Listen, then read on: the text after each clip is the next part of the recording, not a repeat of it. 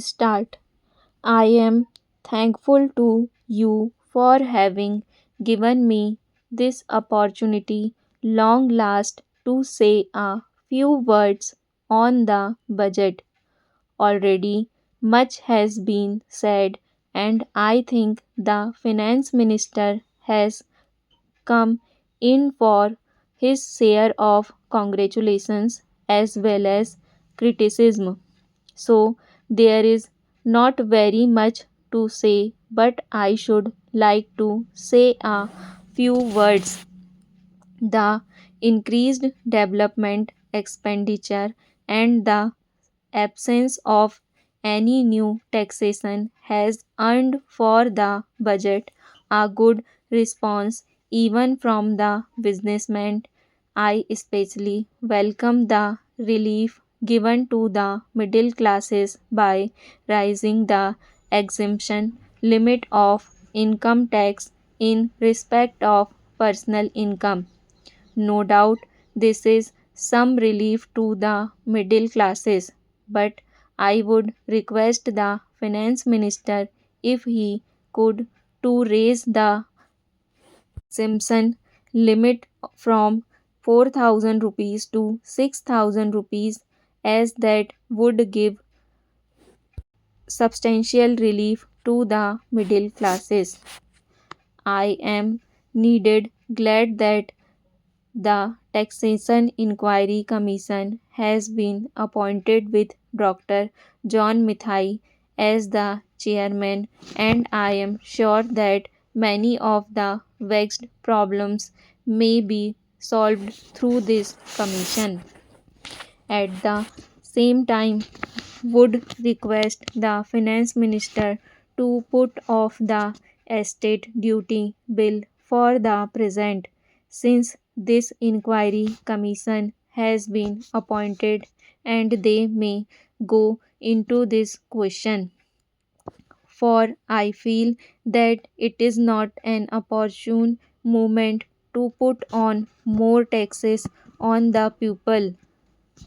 Already, as Mr. Gadgil has pointed out, there are so many taxes on the people. The people are overburdened by taxes and they are just trying to recover their stability. So, in regard to estate duty, I would ask him to consider about it.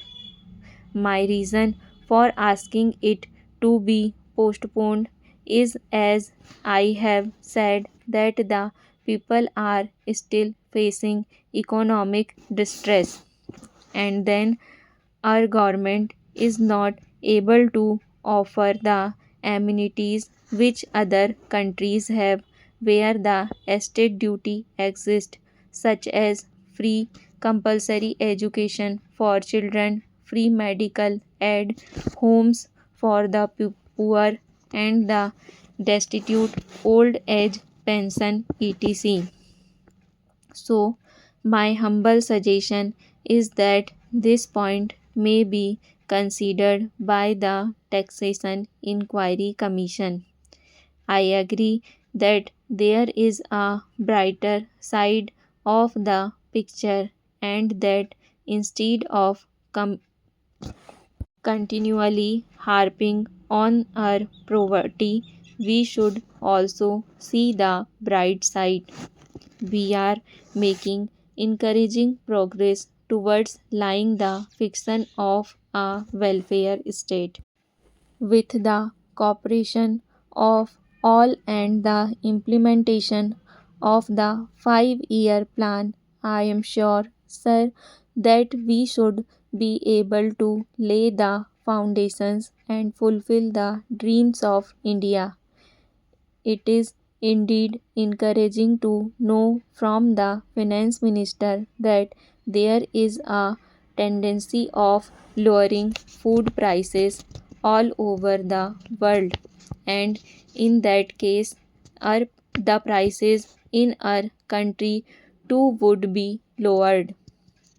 Regarding defense, for obvious security reasons, I do not agree with my friends who say that the expenditure should be curtailed. It is not advisable to take any undue risk and slacken the defense arrangements. Indeed, defense is one of our valuable assets, although strange to say, there seems to be adverse opinion in some quarters. I agree with what General Cariappa once said that God and army are remembered only when there is trouble. Any the army consists of the most disciplined and loyal get of young men.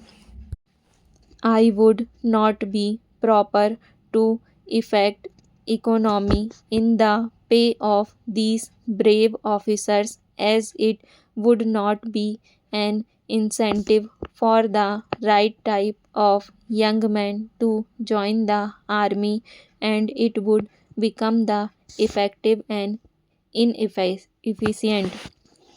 I believe already officers who were drawing 1400 rupees as their pay are now getting only 700 rupees and about 100 rupees as allowance. That is, they are getting about half of what they were getting before.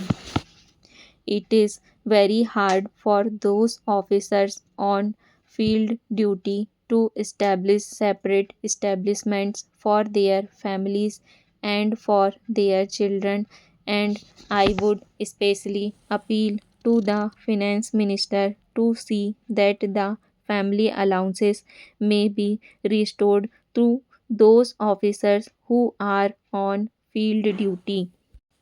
Economy in army could be affected in other ways.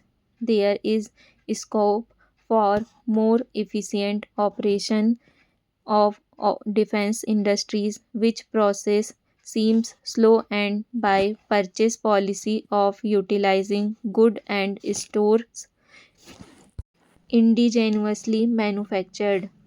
Preference should be given to country-made war materials such as could be produced here, and they would be cheaper than foreign-made goods.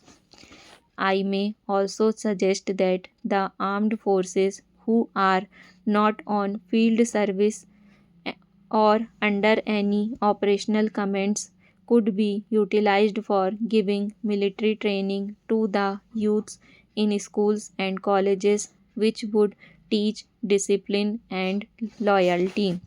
The university authorities should make military training as part of their compulsory education, just as they have adopted social, domestic, and political sciences. The National Cadet Corps is already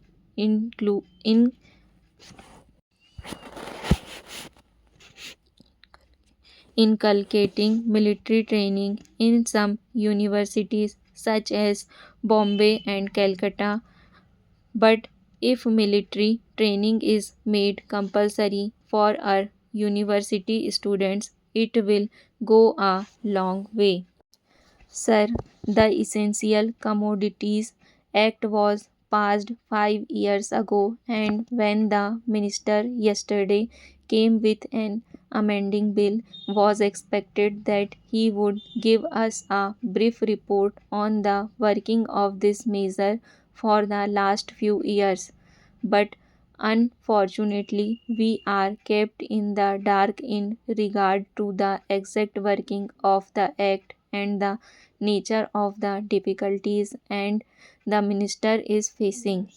Sir, as far as I know, many of the provisions of this enactment have been observed more in violation by his arrangement at the state level.